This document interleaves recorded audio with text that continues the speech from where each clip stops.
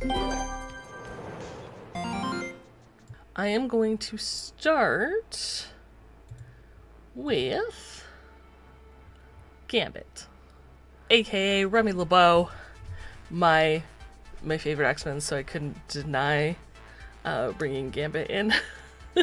also the first recommended, but I'm very excited.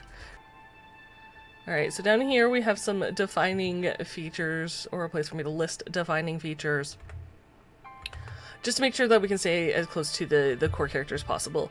So, now Gambit is a thief, we know that, but I don't think that's necessarily, you know, his most defining characteristic.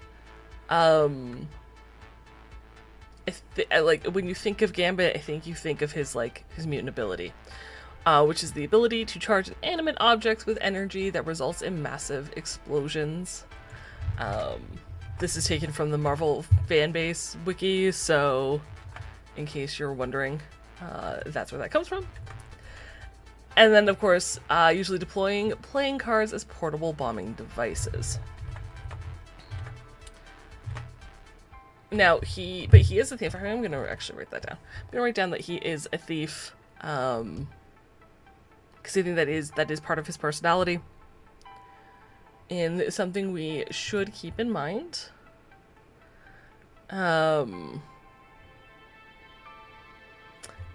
Looking at his history as well, he says that he often disagreed with the X-Men sense of morality. But he does have a soft spot for abandoned kids. So let's add that as well. So thief with questionable morals. Flexible morals. Let's say that. Flexible morals. Cares for abandoned kids, or a soft spot maybe.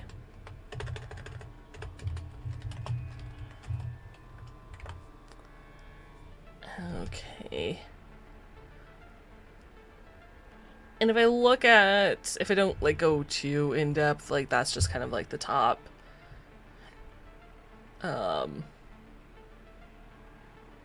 summary of Gambit. I'm sure we could learn a lot more if I really went in depth, but I'm not going to. I just kind of want like the very basics, and I think that's good. So with this in mind, or with all these you know, defining features, with these specific defining features, I'm gonna go through my checklist, because I do have a checklist so that I didn't forget things, because there's so many different aspects to Cyberpunk RED that if I don't have a checklist, I'm going to absolutely forget something. The first thing on my checklist is a gang. I could make Gambit a gang. So if we did that, I would probably say it's called the Gambits would be the gang. Although I suppose you could do one called Gambit, kind of like Black Widow, where it's just, you know, everyone is Gambit. I'm not thrilled with that idea, but it is possible. We could do. Next, for like people, I have Cyber Psycho, and I don't think Gambit fits Cyber Psycho mentality, so I'm gonna skip that one. Government official / politician could be. You know, as a master thief and with flexible morals, they could be a government official.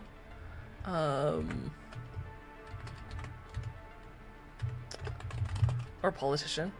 As we all know, time of the Red, government officials are corrupt, so it's would not be unheard of. Gambit as a corporation, I can't see that, just with what we have. Even if we take just his like thief skills, his soft spot for abandoned kids, I don't see it as a corp. Even Neocorp,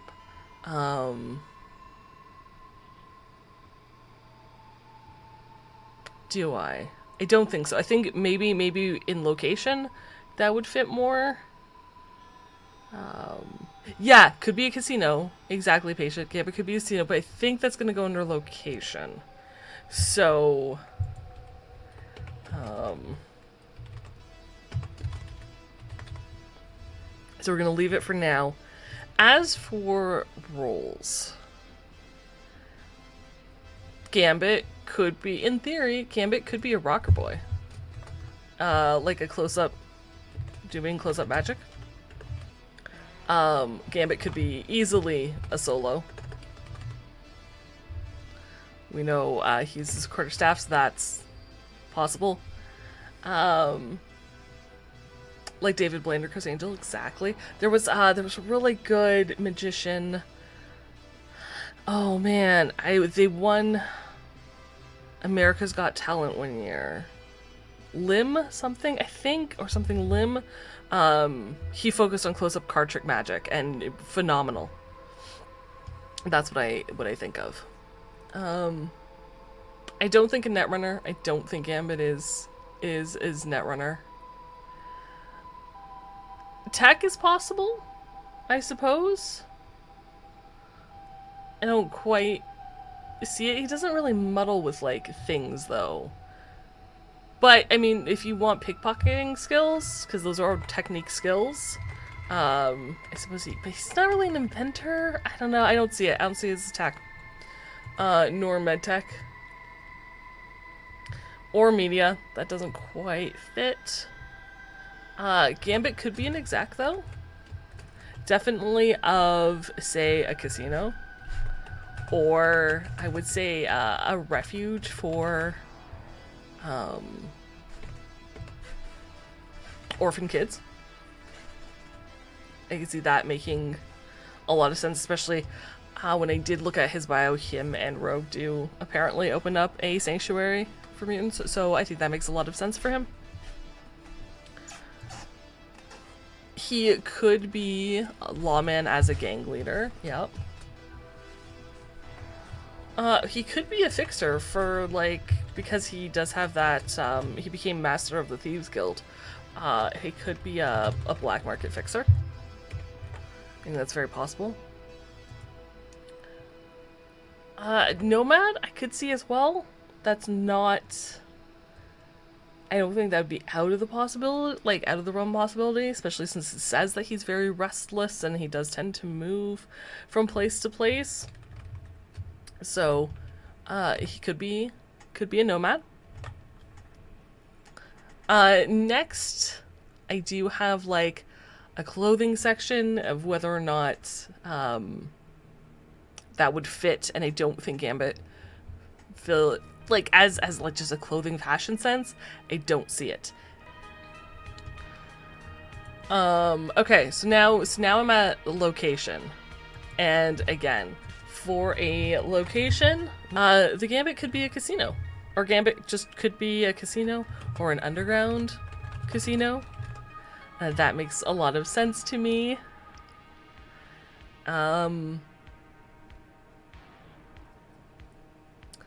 Also, you know, Gambit as a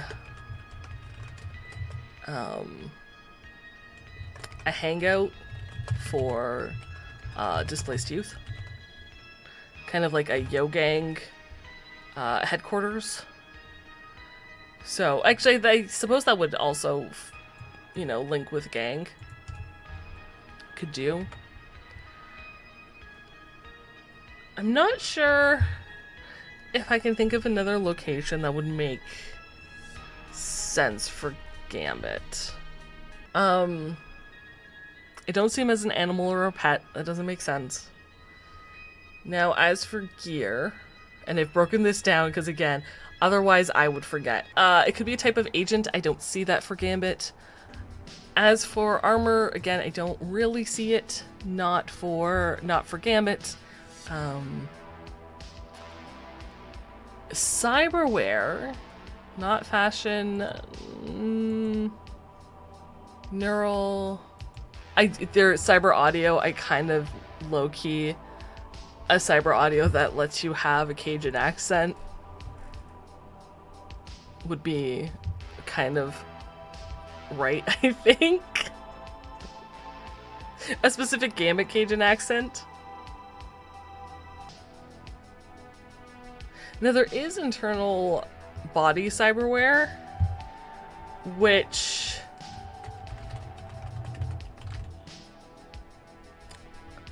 I don't know if it would be like, I don't know how it would enhance it, but maybe something that would like increase luck. I wanted to say like dex based or something, but that's not quite right. Or I suppose, well, no. Or I guess for internal cyber, would that be a, where do skill chips fall? Man, I wish I remembered. I don't. I should know this. But perhaps the skill chip that gives you, that increases pickpocket and sleight of hand. Oops. And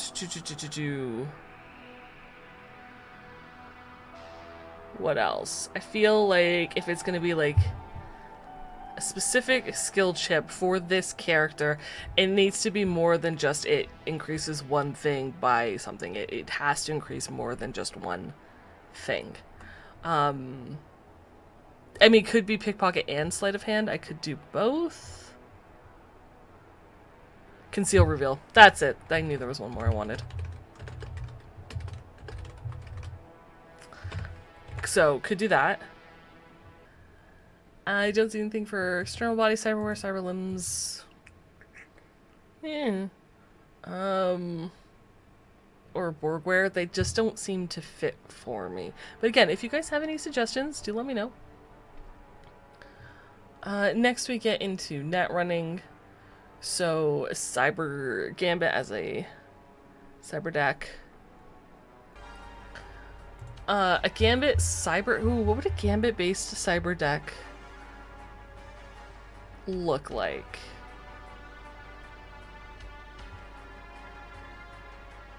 Yeah, no. I don't know if I have an idea for that.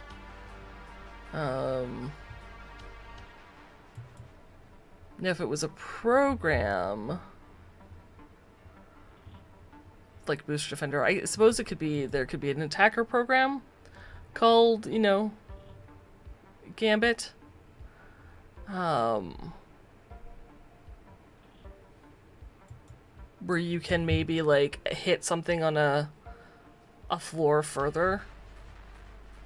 I suppose that would be possible. Come on.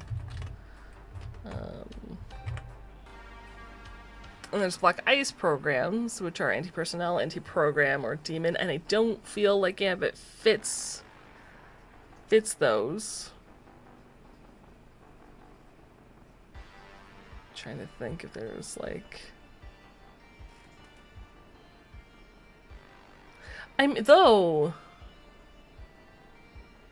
Though, you stepped on my trap card, kind of... maybe fits?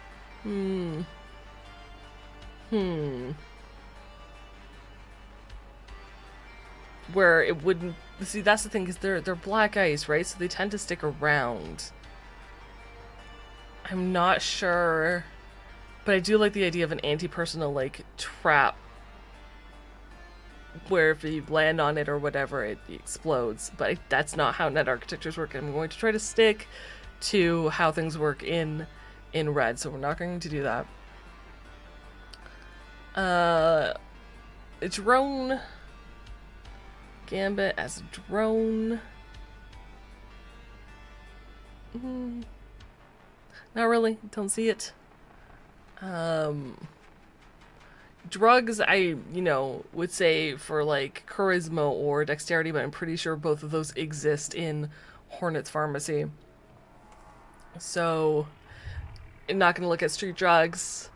He's definitely not a pharmaceutical type of character. An electronic, I don't think I see. Or a type of food. Or any kind of like generic, I mean, it could, like a Gambit trench coat could work. I suppose that could also go under armor or fashion. So a generic piece of gear, I mean, playing cards, but that's not quite it. Not an instrument, not a sport. Although, I mean, we could turn playing cards into a sport, I guess, but card game tournaments kind of work. I don't necessarily see the Gambit as a vehicle.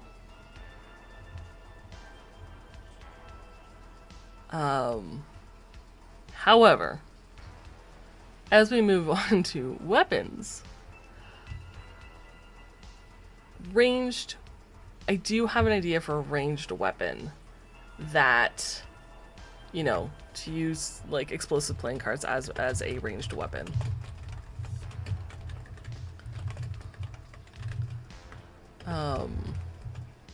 Or I guess they would work in tandem with a piece of gear.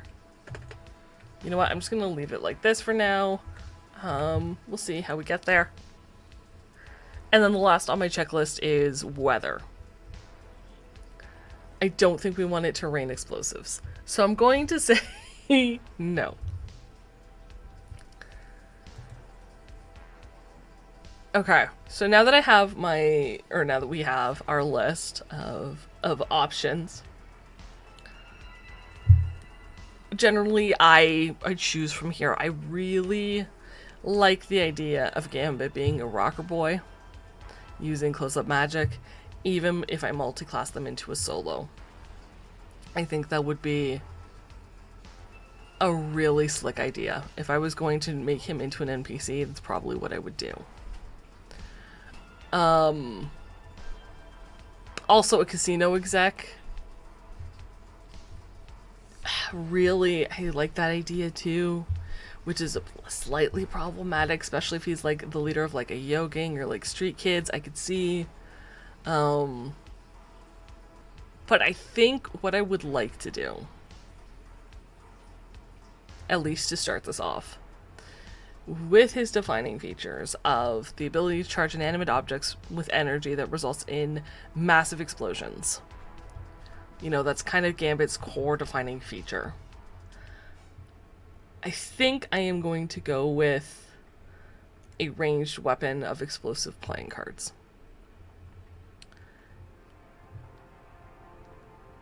And I'm not entirely certain how I'm going to do this. So bear with me as we attempt it. Scroll this down so you guys can start. So I'm going to choose, at least for this iteration, we can do a couple. But I am going to say I want a ranged weapon that is explosive playing cards. Now, we have in ELO, the DLC ELO, the TCG, the Dual Caster, which flings ELO cards out. It is a piece of gear that already exists. And I kind of want to use something like that as a baseline to create what I'm going to make. Because I think we can't obviously give people like mutant powers. But we can use a gear like a glove or a modified dual caster.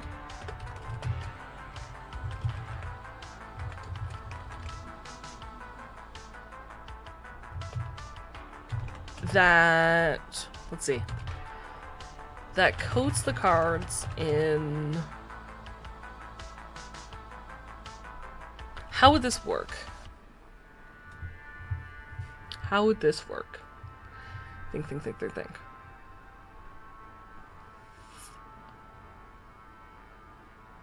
It doesn't have to be a ranged weapon, I suspect. It could just be explosive playing cards. So if the cards are made out of an explosive material,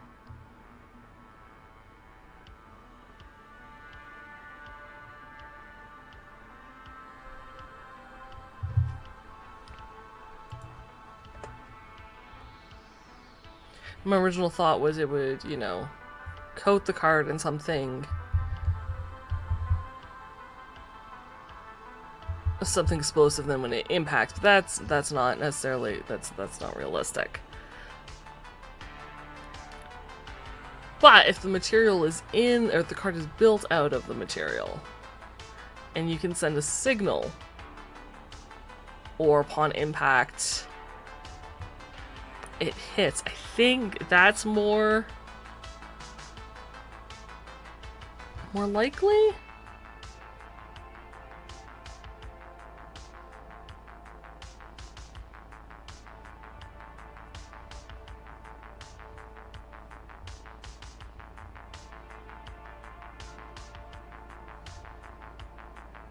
I feel like you can do this. Part of me is thinking of, if you guys have ever seen the movie Triple X with Vin Diesel, and he takes the bandages and there's like a small like amount of C4 in the bandage, and then you press a detonator and it explodes. So you could put circuitry into, and I know you can make the card out of circuitry, that's possible. And in Black Chrome we also have the kill chip, which is a micro bomb in a memory chip. Like it's an explosive in a memory chip. So it's possible. I know this is possible. I guess I don't have to go through like the very specifics of how it works. But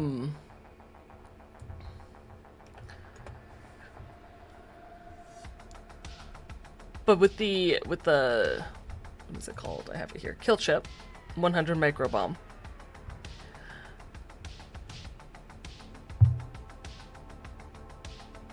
You need to it activates when it's plugged into a chipware socket. So that's kind of the thing that activates the bomb. So if we wanted to do this and we don't want to blow off our hand, because that would be bad,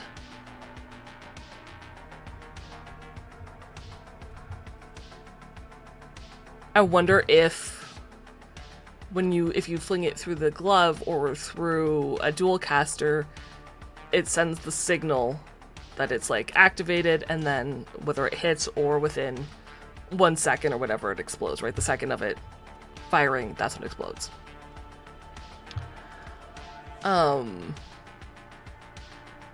Patient says, my mind goes to nitroglycerin for something that could easily coat a card and cause it to explode on impact with it. This is not how you transport nitro. I like that idea. Sorry, says each playing card has a custom micro dot of explosive in the center. Helps for throwing balance as well as being explosive.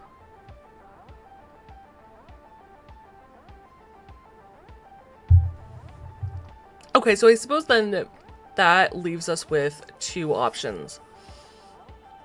We either have a piece of gear to use in conjunction with any type of card, or Gambit playing cards are explosives themselves. I do kind of like it having some sort of activator, either through a glove or a sensor or something. Although, because I think about the Molotov cocktail, right? Where it's like, if you get hit, if you just have these cards on you and they're explosive, and you get hit, and they could just go off at any time at impact, you could take that damage. And I do kind of like that idea, because it makes them a little more dangerous to be carrying an entire deck of cards on you as explosives. Sorry says, wire the detonator to a glove to discharge on something like a snapping motion to be extra as hell. So he tosses out cards, and then with the snap, it sets it off. I like that. And in the world of Cyberpunk RED, where it's like style over substance, I think that's really cool. You know, the cinematic imagery of like flinging a bunch of cards and then snapping your fingers and having like, you know, that massive series of explosions go off at once. I really enjoy. Mechanically, in like combat where rounds are 3 seconds to toss a card and then snap. I guess unless you like snap as you toss the card, or toss and then snap. I guess snapping would be a free action. I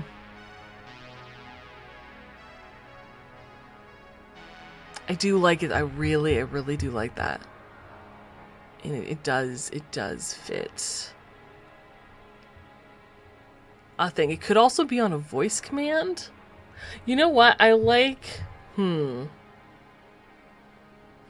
Let's write this down. Okay, so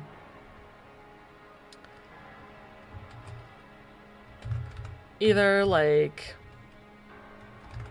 microchip, microdot cards, one or the other,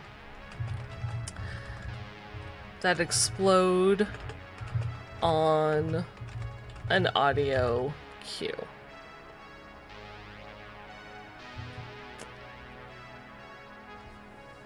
And that way, that allows a player to choose what that audio cue is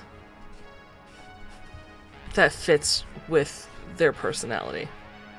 Because yes, Patient, as you say, style is an important part of Cyberpunk, and I wouldn't want to limit someone's thing. I like the idea of the snap. I do think that's super badass. I also think that, you know, if a character has a specific catchphrase that they use, they should be allowed to be like, that's my, you know, I say this catchphrase or I throw the playing card, say it, and it hits. And it explodes. So I feel I want them to have an option.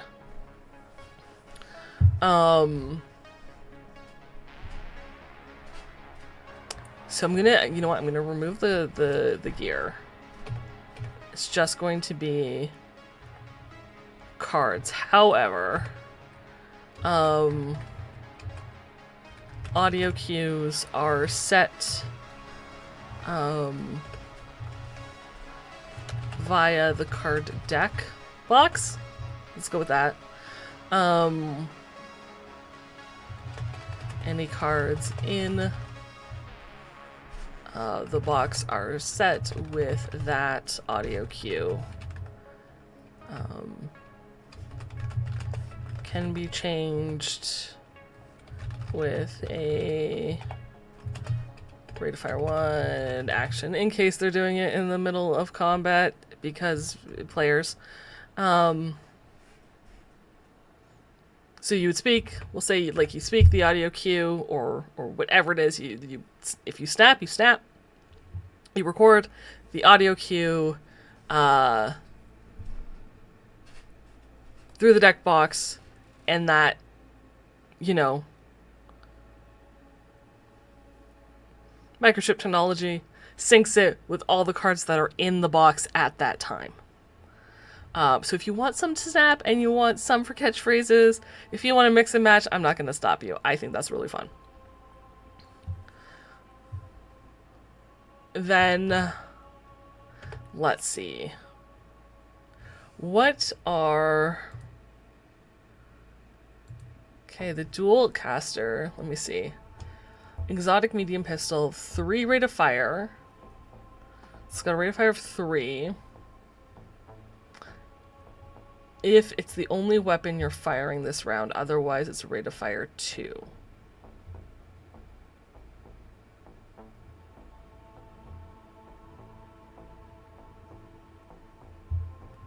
Don't think I want them to be able to throw 3 explosives in once. Let me just check to Black Chrome for their ranged weapons. I know grenades are rate of fire 1. And I suppose...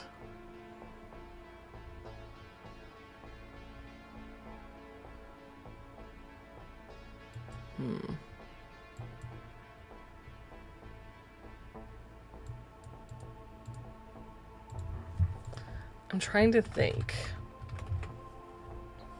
I looked at the boomerang. The boomerang is like, you throw it as half of a rate of fire 2,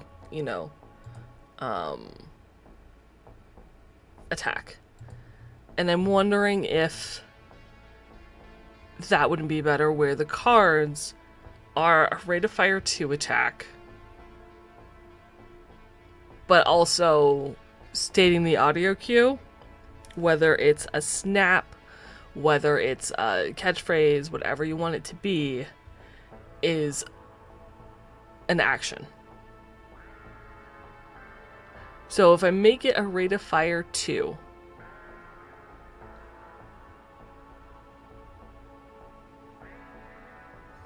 you could throw the card, and then as like half of that, and then activate it as the second half on the same turn.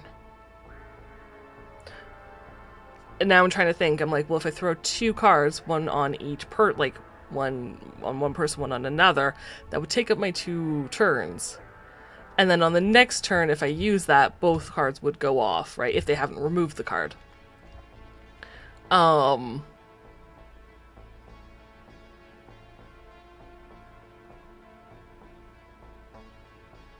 Both cards would explode at once.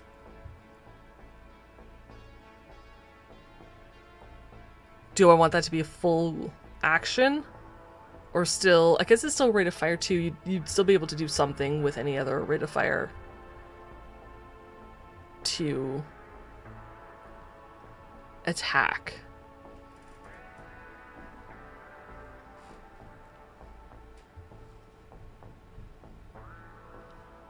Trying to think. I don't think that would be too overpowered. I think that would be okay. I don't balance things like this very often. I'd have to play test it. So...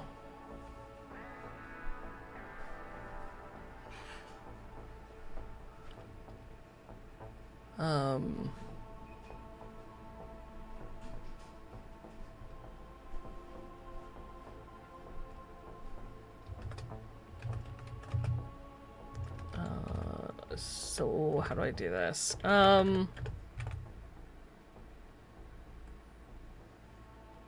So this would be a...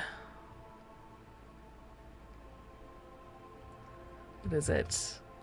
Oops. One-handed exotic, I guess.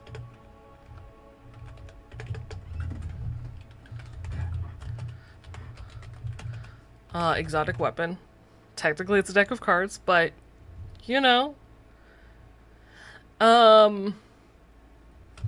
with a rate of fire 2.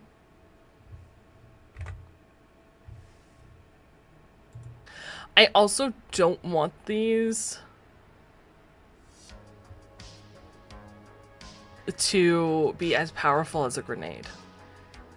Maybe that's what we should figure out before we figure out how many actions they are.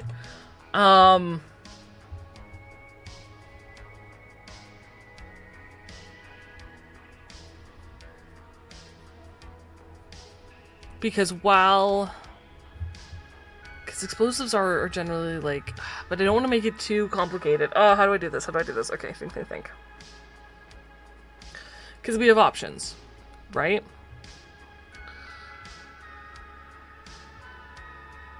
And sorry, I was thinking this kind of works too, is you could say the audio cue as part of the action if you threw a card that turn.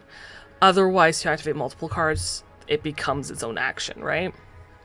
So that's an option as well. So we could make it a rate of fire 1 with the audio cue having this. Like, if you're just going to do one at a time, that's fine.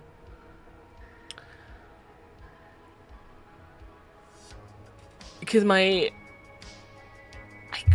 could make it do like big explosions, and affect a normal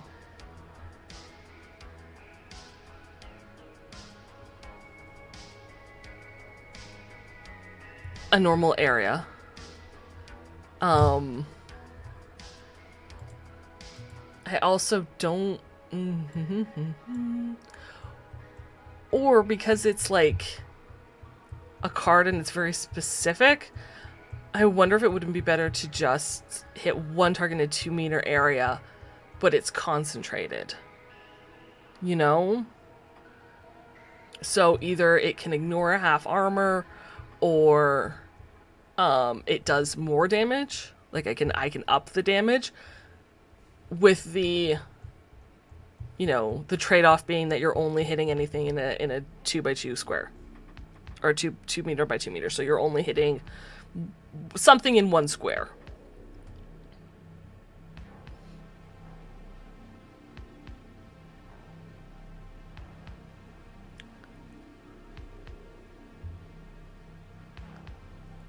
How about variable damage based on time invested, like using the shock mini harpoon gun as an example? Is it the fish heart kitty? Yeah, like if there's multiple cards, you know, it would do more damage, right? So one card's a little damage, but throwing more cards, yes, more would be more damage especially if it's concentrated, right? I don't know if I want to take away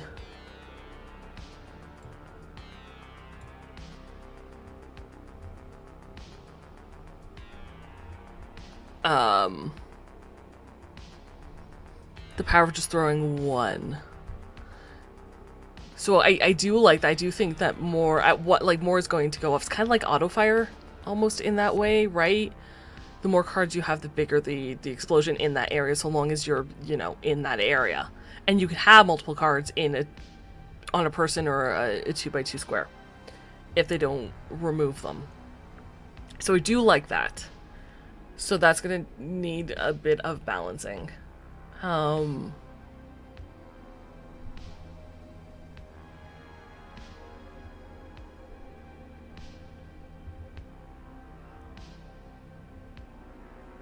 also, man, I'm so torn with this.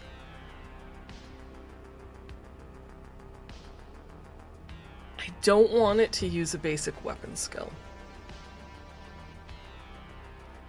I feel like it needs to be used with, I almost want to say, I'm looking at the tech skills,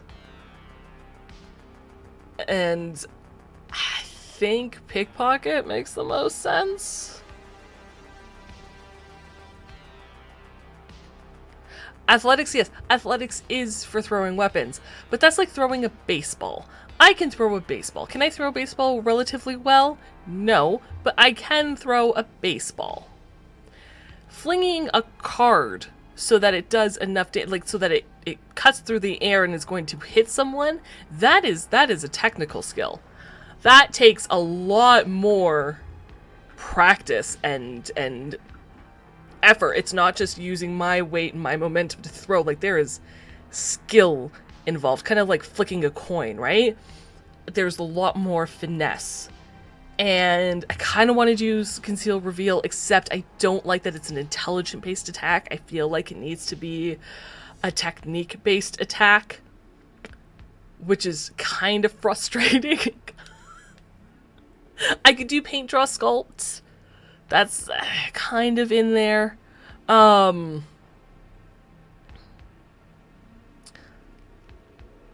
I feel like Pickpocket...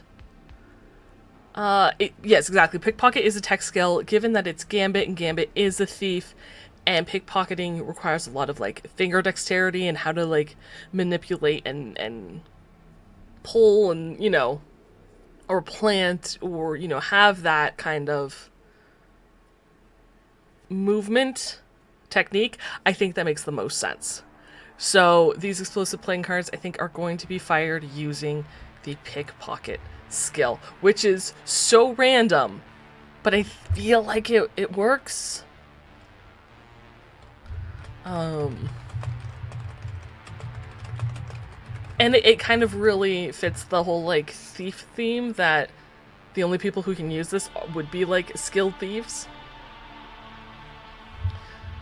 Patience says, so random, but also so cyberpunk. Right, okay. I'm glad you agree. You can understand where I'm going with this. Okay, so now the more specifics.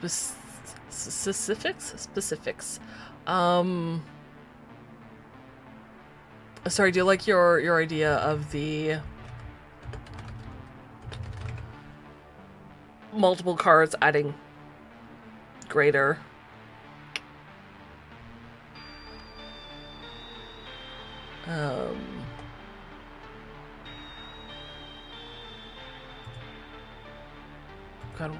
Greater explosive damage.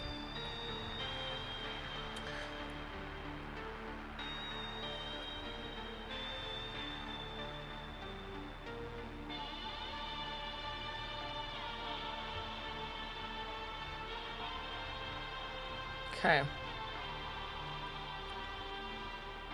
Patience says the Gambit can also be concealed without the need for conceal reveal because playing cards. That, you know what? I like that. I do.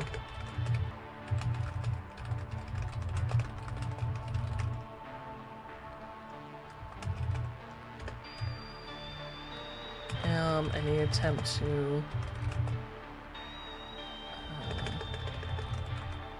feel the deck contains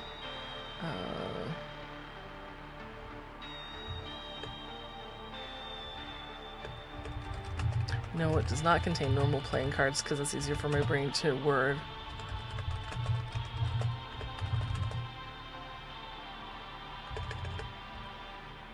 Requires a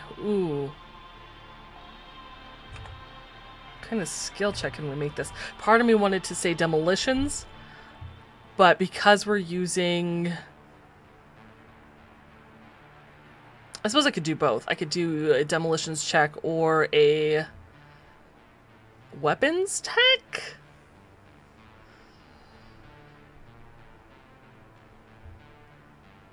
Cyber tech. I also like that it allows for, like, having it as a pickpocket skills allows you to put points into that skill that is beyond just casual things, because I think that's one of those ones where unless you're playing like a specific like heist-based game, you're probably not going to put a lot of points into pickpocket. So I like that it gives another option for that skill. Demolitions, base awareness, but maybe the awareness TV much higher than the demolitions. Yeah, it wouldn't be deduction.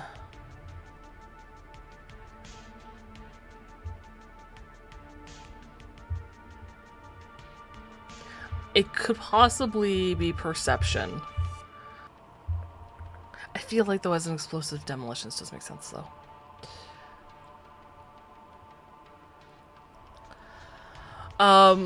Also, actually, you know what? Demolitions could be a good complementary skill to use. Because it is an explosives. Let's go with Alexec.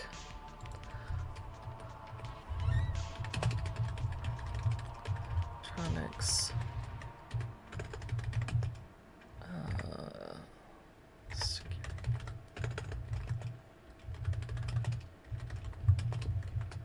DV.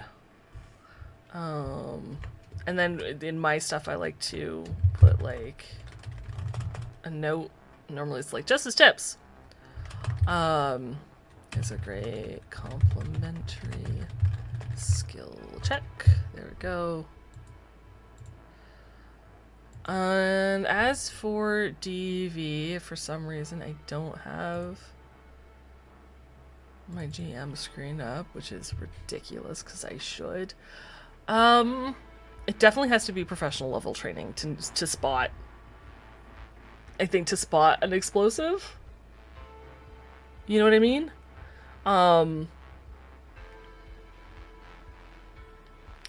The question is though, does it require high level training? And I feel like, but there's a big gap between 17 and 21.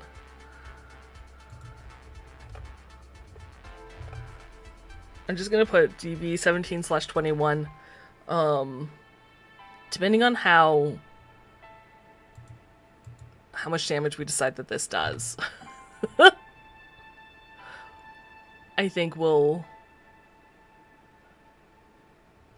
see. I do. 19 is a good mid DV. It's not on the chart, but I don't have to follow a chart. I can make it whatever I want. All right, DV 19. I'm gonna say, I'm not gonna put perception there. If a GM would like to use perception, they could try. I'm not going to limit that.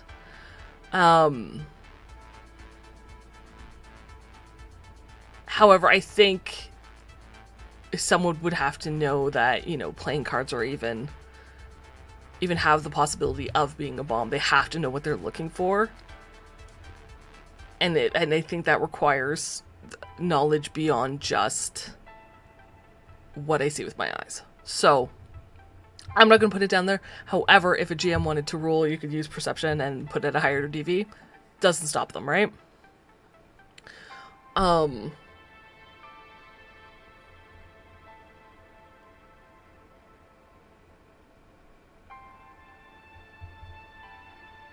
It's whether or not I want to, like, put the 17 for electronic surgery tech or leave it as a 19.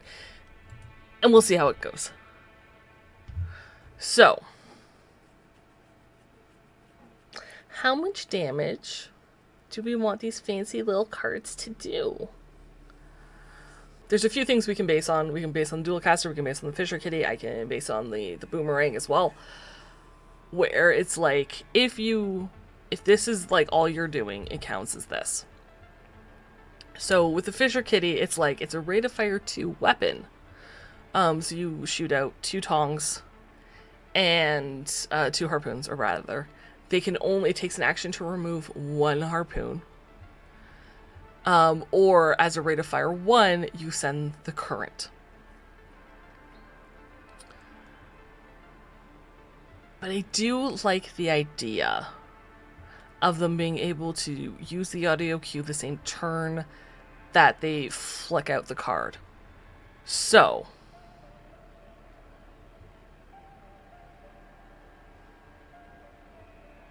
how do I want to do this? I feel like you can flick 1 and set it off if you want like a quick small explosion. Can be part of the same action, right? Throwing a card is half of a rate of fire 2 action.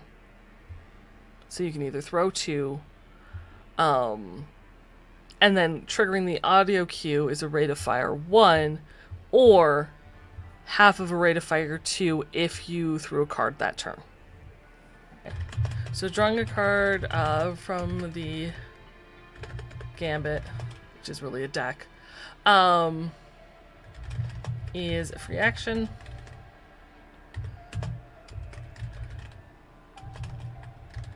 Throwing a card is half of a rate of fire 2.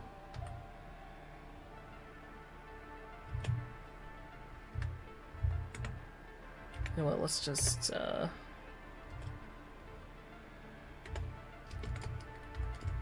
these as separate lines.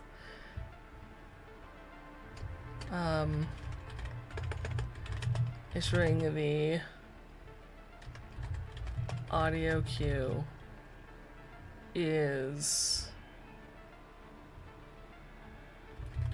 a single action or half of a fire 2 action if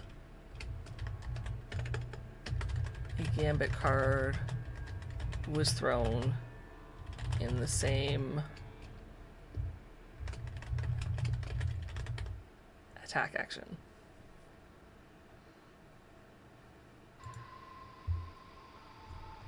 So I like this. I like this that we have, you know, whatever.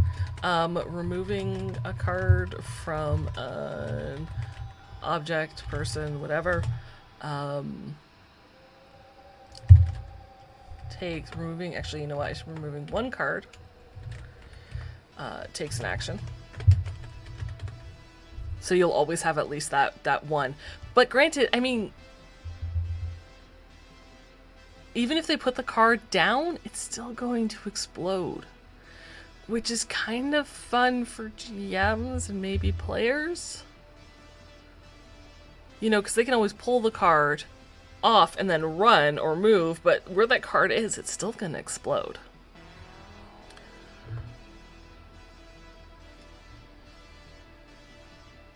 Alright, so now... So, damage. Sorry says 3d6. 3d6 makes sense for... because that's, you know, standard for the top tier rate of fire 2 weapons. And then adding... what did you say? Let's scroll back up. Where was that? 1d6 per extra card, maximum 3. Here, okay.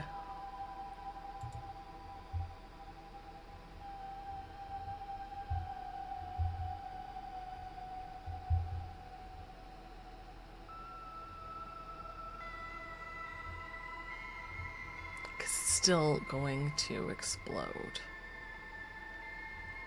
And if I recall correctly...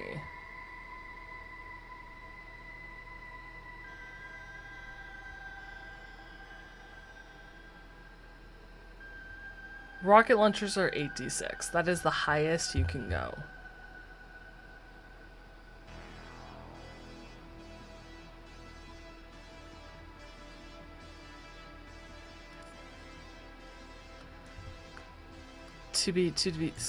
Sorry, great question. Can you remove the card with a demolitions check and throw it back with a good enough roll? You can remove the card as an action. Doesn't require a skill check to pull out a card. If the other person did not, like if the original caster did not use the audio cue, yeah, I would say you could throw it back. It's still gonna take. I mean, you would still use the pickpocket table. Like it would still be a pickpocket skill check to see how far you could throw it. I'm trying to think of what. I think it would have to have its own range chart to be perfectly honest. I could say use the pistol range chart, or the shotgun one. I don't think you could throw a card. I could be wrong, but I don't think you could throw a card over 50 meters. So, trying to figure out. Let's look at damage first. So minimum, if you throw 1, it does 3d6, which is less explosive than anything. But here's, because this is my thing. Like, why would you use a card instead of a bullet? Because cards are going to cost more, maybe. I'll have to check. For the same amount of damage, other than the fact that it looks cool as hell. But if we start it at like 4d6 with a rate of fire 2, that's a lot more damage. But that's going to explode no matter where it is, because that's the thing, it's always going to explode. So if you use it only once, it's got the same amount of explosive or the same amount of damage as a very heavy weapon. Otherwise, if you hit multiple targets and they don't know what it is and they're just like, oh, playing card, whatever, you could hit 2, the next turn, 2 people for 4d6. At that point, it's almost the same as having a very heavy weapon. But if you stack it, if you can get 2,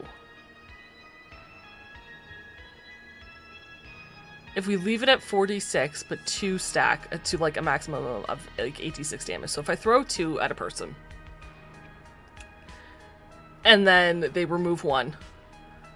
As part of my next action, I throw a second one, and then I, snap or whatever. It needs to get the audio cue. That person is taking 8d6, which is the same as a rocket launcher, on their person.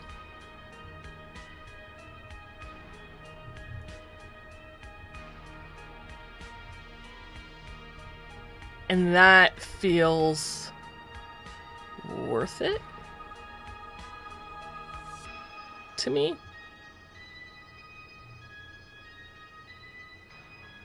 Or is that too OP? Because the thing with the Fisher Kitty, right, is if you hit with those cables, then you can send the electrical current, which goes directly to their HP, right? That's kind of the bonus of that. It's like, as long as you can stick them, then you do damage directly to their HP, so it hits a lot harder. So I'm tempted to just leave it as 4d6, maximum of 2. But again, it's limited to a 2 to 1 square radius. It's not a massive explosion.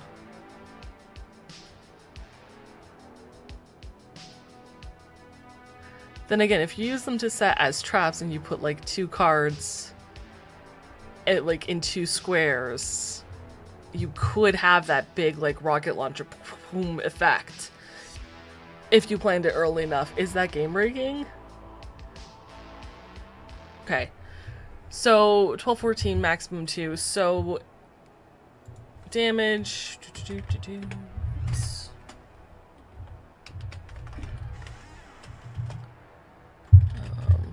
Card is 46.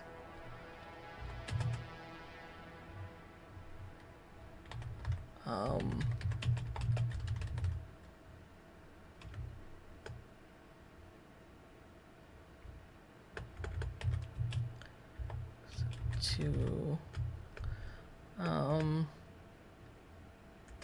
Is it?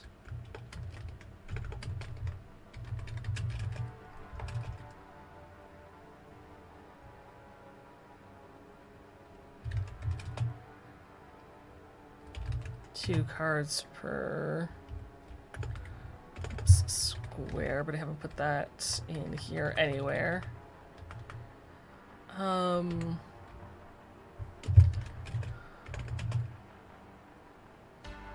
Cards explode in a 2 meter by 2 meter square. Damage per card is 4d6.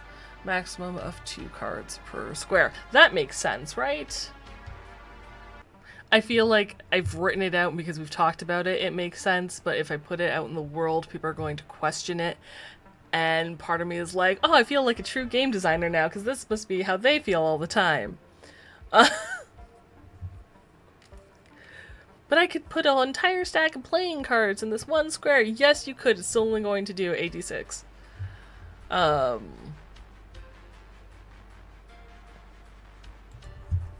guess 2 cards worth of damage per square, regardless of how many cards are in said square. Now, granted, rule of cool, right? As a GM, if someone was like, I'm going to buy this deck of cards, we haven't figured out a price yet, but if someone was like, I have the Gambit, I'm going to set it here, and I want to set it like a brick of C4 to take out this thing on a queue, and I'm going to spend like this, say, $1,000 deck I'm going to put here to explode. Would I do maybe more than 8d6 or let it hit like multiple people in a radius? Yes. For a rule of cool moment, sure, absolutely. But I think otherwise, if you're just going to use it, and that's why, like, I'm not going to write that in there. I'm not going to say anything. That is a GM call of rule of cool. But at least for mechanical combat specifics, definitions, we've got that in there. It's a maximum of 2 cards worth of damage, so it's never going to be more than 8d6.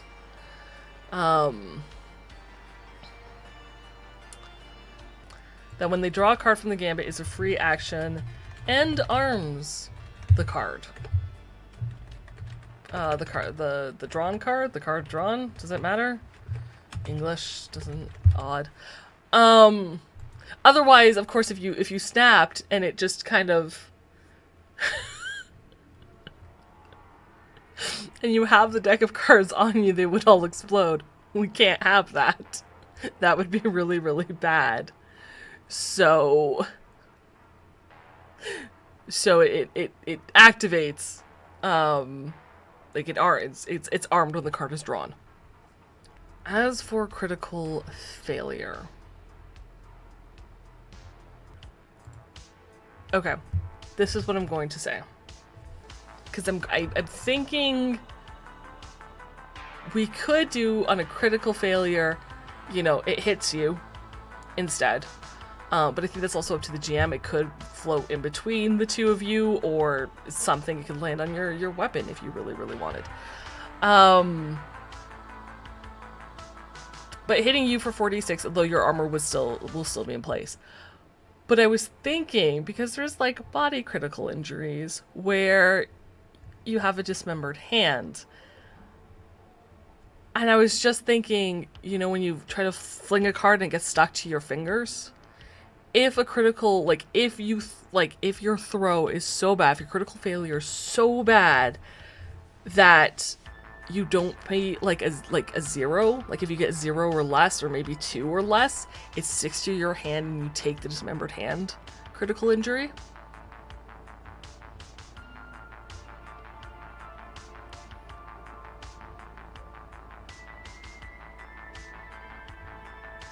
So like on a critical fail, but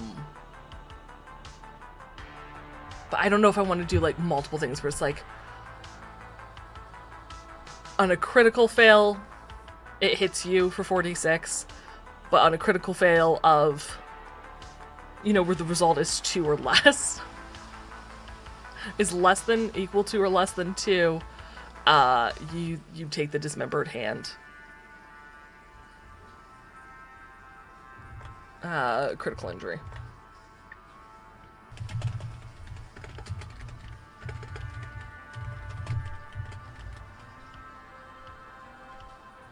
There's also the chance that, like, the critical fail you still beat the DV, right? Because you can roll a 1 and a 1 and you can still beat the DV and hit the person. So I can't necessarily say on a critical fail it hits you.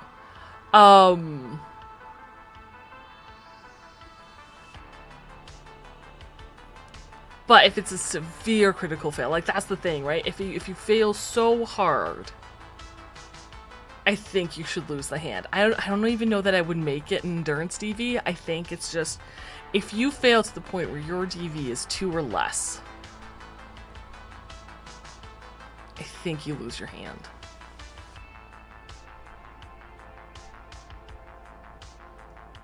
No, like, you don't take 4d6 damage on top of it.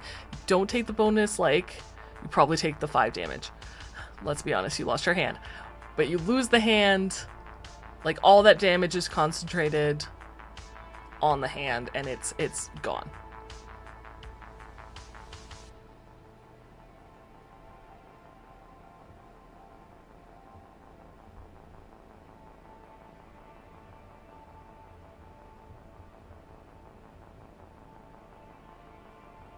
But I don't think I'll do it for just any critical fail. I think, because that I would say is up to the GM on where the card lands. Because again, on a critical fail, if you can still beat a DV.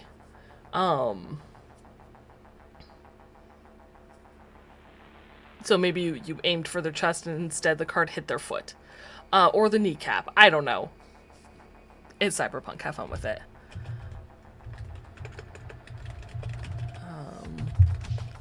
Where the total result is, and I'm torn between, like, do I do it less or do I do like 5 or lower, or do I do like 0 or or lower.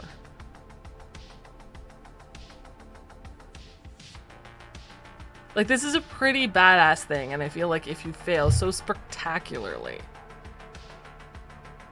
you should lose your hand. But it has to be a spectacular fail. Critical fail where the total result is, I'm gonna say 5 or less. We'll leave it as 5 or less for now. See how that goes.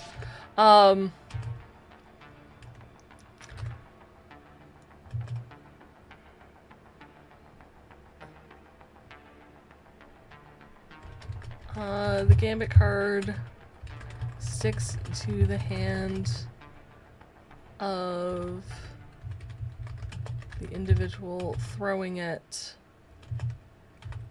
and they suffer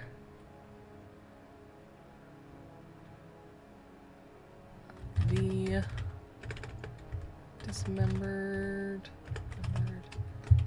hand critical injury.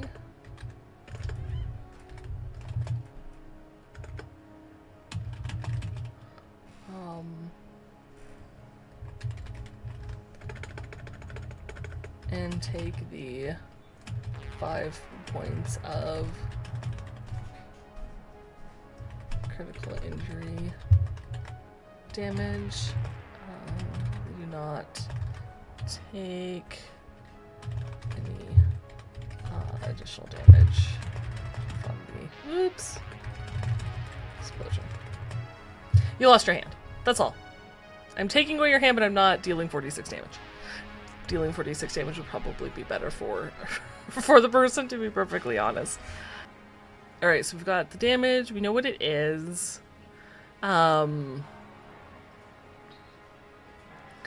think the next thing we want to do is just kind of give it its own, like, range table. So there's, okay, 0 to 6. And then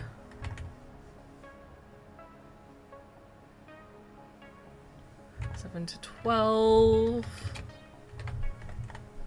Oops. 13 to 25. Do we think a playing, how far can you throw a playing card? Reasonably.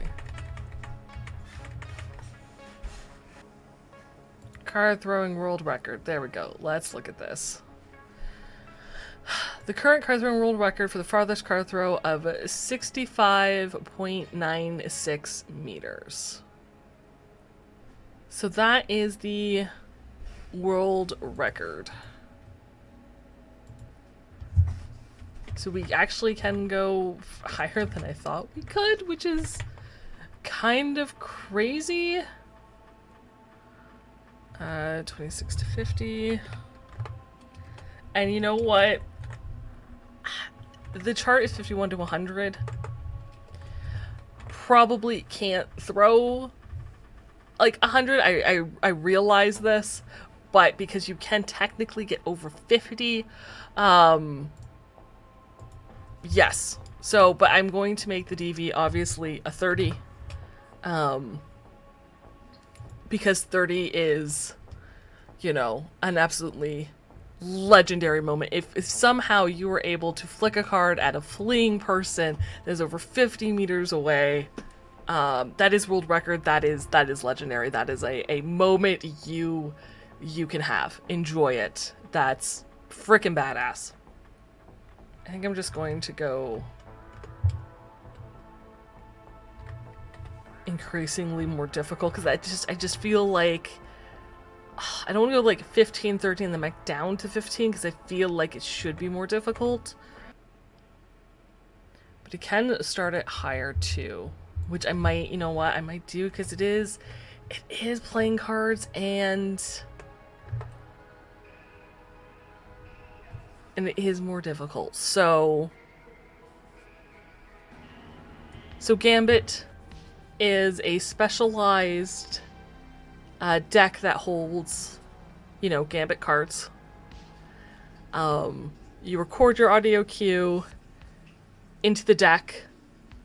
When a card is drawn from the deck, it is automatically armed.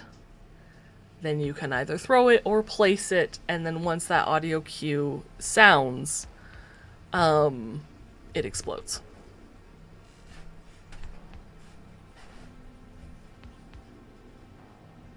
I just realized, how are you going to send off an audio cue that's like 100 meters away? Cards can be linked to an agent to boost the signal to the cards.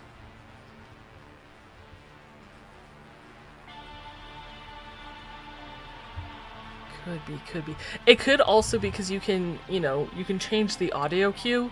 So if you're doing it at a distance, changing the audio cue to some sound effect on your agent and then throwing the card is totally viable. Which kind of makes needing to change the audio signal maybe a little more important. I'm thinking. Don't want to take away the option of style. And I could put in a glove, and as we've seen, Gambit does have those fancy gloves. It could also it honestly could be as simple as set it off with an audio cue or a button on the deck where any cards that are out will be detonated once you press that button. Because you can signal link it to specific things. That's fine. That I know exists. And that way it can be an audio cue for cool for style, for cool points. Or you can set back and explode from a distance by pressing a button on the actual Gambit deck. Okay. And I think I like that better because that way if you have, different explosions or different things placed in different areas, you can control it from one central hub. How many cards are contained in a Gambit? In a Gambit deck box.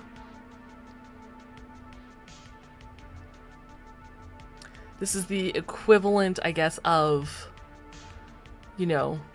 bullets before you need to reload.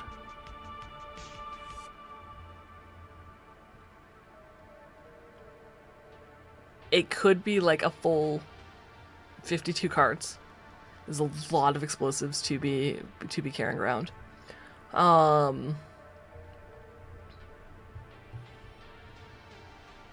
Now, granted, if someone made an aim shot for the deck with an incendiary device to explode it, I would let that happen as a GM.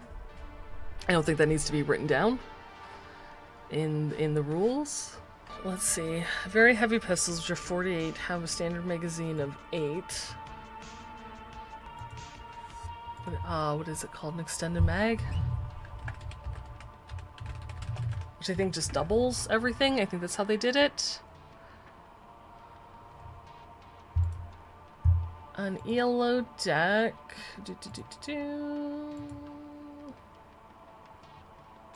has capacity of 26 cards.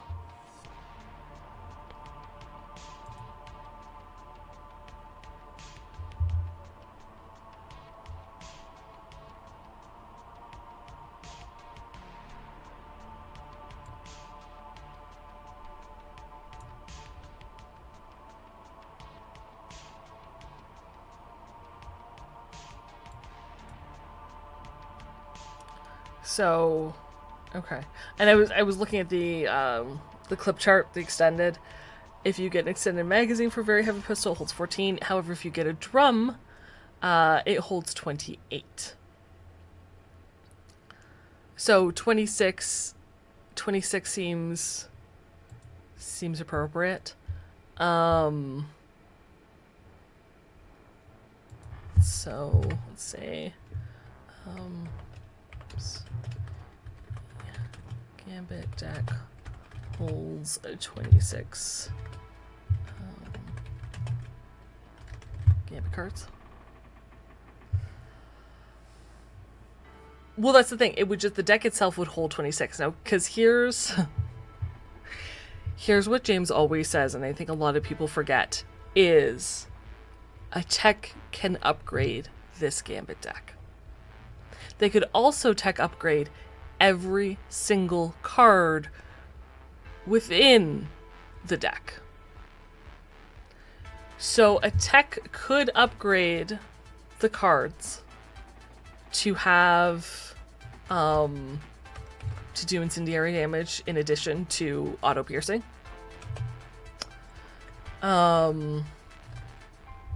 Where is the tech roll so I can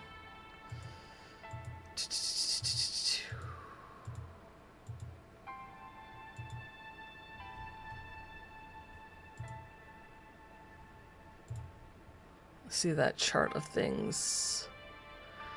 Very, and also quite terrifying. Exactly. It's a lot of people forget that you can upgrade beyond what's in the book, and that's why you know, James has mentioned in multiple things that I've heard him talk about, is it is always one step away from being perfect because a tech can change it. So increase the number of slots that type has for options, attachments, programs, etc. So is there an attachment slot for the Gambit, or does the Gambit already have like an attachment slot to it where it is like a drum magazine, but they can still always add one to that? It's automatically already concealable. They can make it excellent quality. They could change every card to have excellent quality, so every card has that +1 to hit.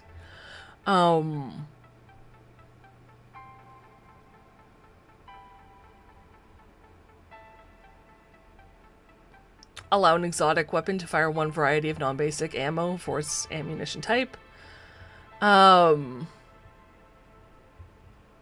So there's I feel like, and especially if they want to fabricate and make something different, there's also things that they can do. So they can upgrade every single card and still upgrade the deck and make it more and make it better.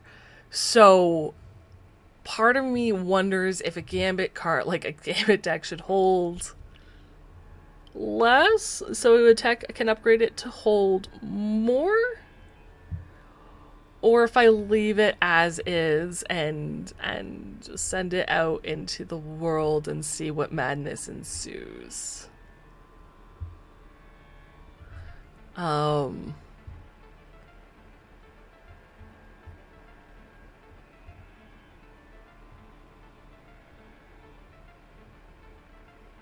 think I might just leave it and see what madness ensues. But it is 26 cards. So now if I'm looking at price, right?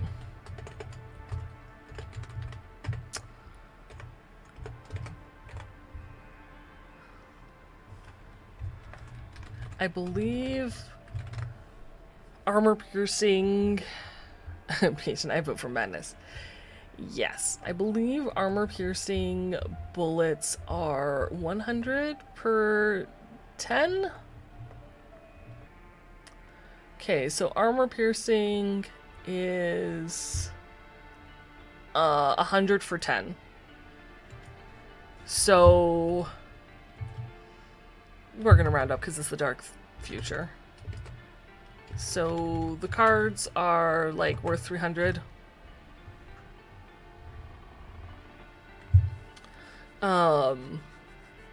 Or at least 300 EB. It does have a drum magazine, which is 500.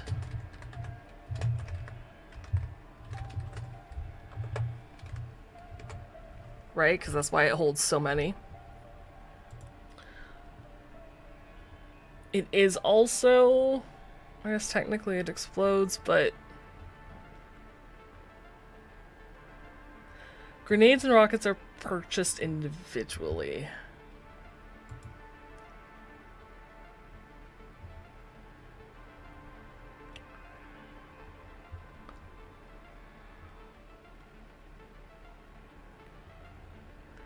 A basic grenade is 10 EB. So that'd be 260.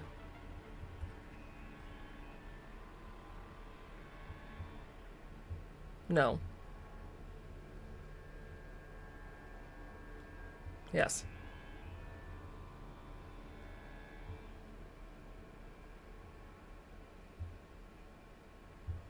But if I did it with, like, armor-piercing grenade, then you're looking at 2,600.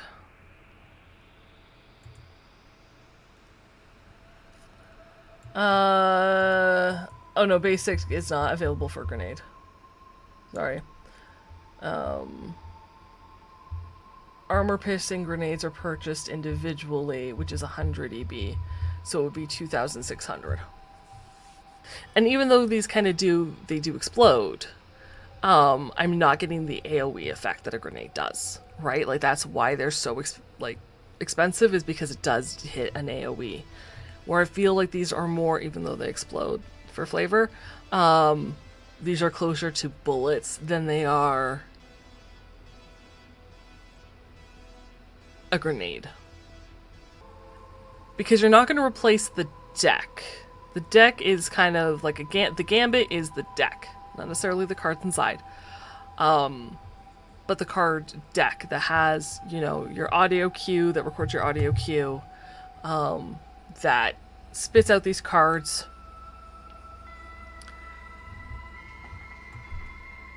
So it's more the weapon than the cards are.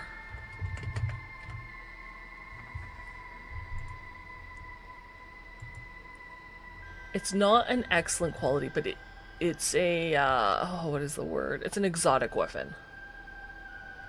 So average weapon quality, which is, that's what we're gonna do. We're gonna do average.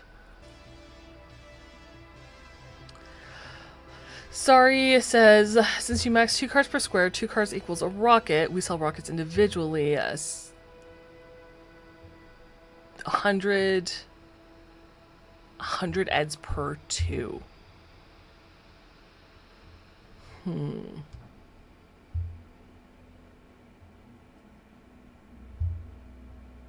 That is true. If you can get both cards on there, that does do the damage of a rocket.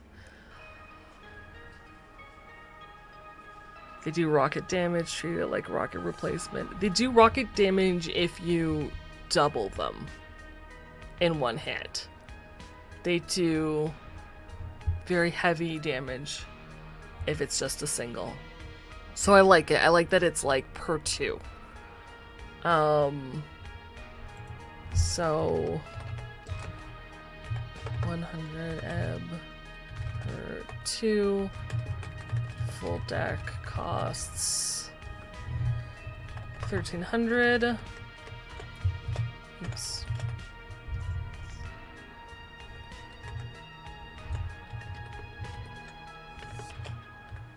And of course, if you're a fixer, or if you don't know fixer, you're gonna have more.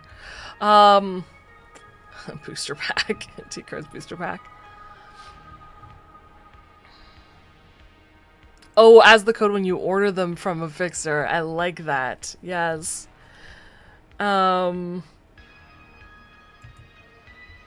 Okay. So the card cost is 100 ebb per 2.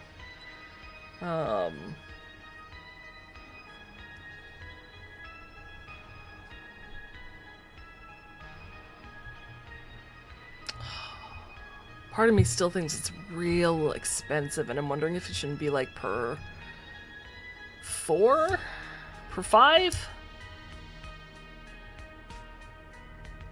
Because again, you can throw 2, but someone can take 1 off, right? So chances are you're going to have to go to like 3 to get that rocket launcher damage. First deck costs 2k, comes with a full deck of cards. And the Gambit unit gives you a 300 EP discount on your first full deck. From there, 100 EP for 2 or 500 for 10. I think I like that. I think I really like that, sorry. So 100 B per 2 or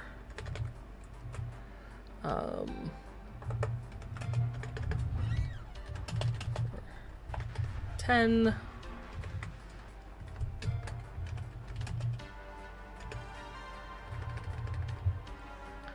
Initial purchase 2k. Comes with Gambit, which is the deck box, and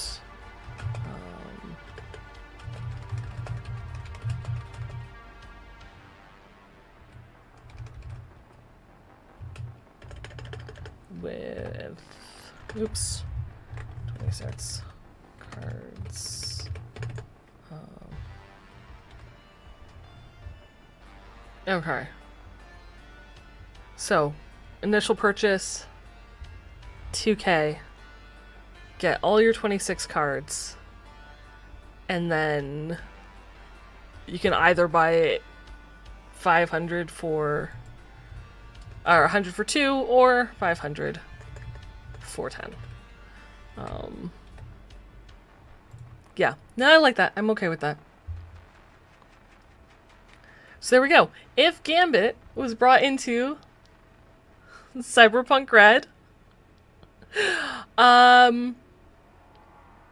they become a exotic weapon. I'm wondering if the tech is like and I feel like it's just going to be a deck that releases cards, so you can place it wherever you want. So I can see people like flinging it from like their belt if that's where they want it. If they want to hold the deck on their wrist and, you know, have a contraption that loads it, so they can pull and fling, that's cool too. I think that would be awesome. That might be part of the Gambit deck, is that, you know, it comes attached to a glove and you can just pull it into your fingers and fire from your wrist. But I mean, if they want to conceal it in their coat and pull it out from the box in their coat and go choo-choo, then that's fine. I'm not gonna... However they want. It's just a box. They can wield it as they desire. But that is Gambit. Thank you all so much for joining me on this, you know, premiere episode of Moving to Night City. Like I said, sometimes we'll have NPCs, sometimes, like, I could have easily turned Gambit into a rocker boy solo, and I do think that's really cool. So if you guys do create them, please tag me, let me know how it turned out for you. But I do like it bringing them in, not just as like characters in the world, but how we can add, you know, Gambit to the world in a way that anybody can use them. And I think using them as like gear or weapons or anything, you know, it just makes it a little more fun. And hopefully you guys enjoyed that as well. Please keep an eye out. If you're not following me on YouTube, go do so. I've been creating and releasing some YouTube shorts to promote the Cyberpunk RED DLCs and my Night City Sofa episodes that discussed, reviewed, expanded, whatever you want to say, those specific DLCs. So please, if you see them, leave them a like. It really helps the algorithm. For some reason, I don't know how the YouTube algorithm works, guys. I'm so confused by it. But those are there. So follow, subscribe, like. That would help me so much. And if you're a member of my Patreon, you'll get things a little early. You'll get some behind the scenes, Moving to Night City, the full VODs, otherwise edited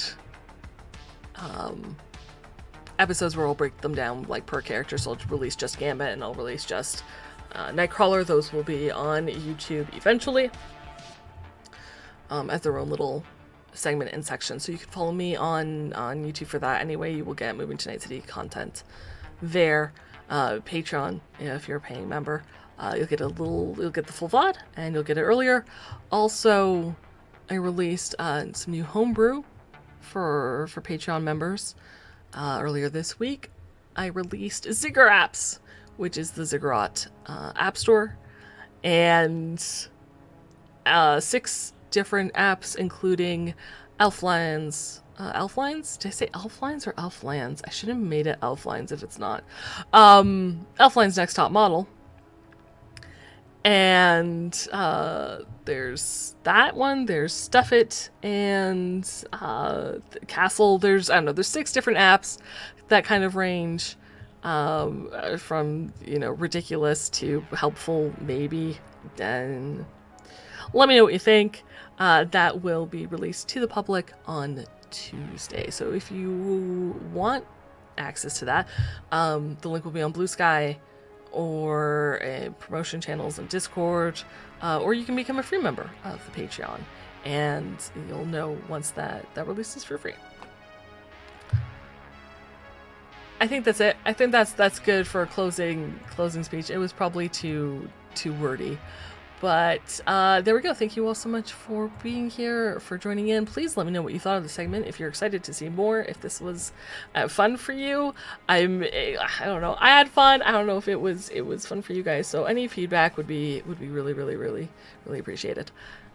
In the meantime, take care of yourselves. Enjoy the rest of your day, and me out for now.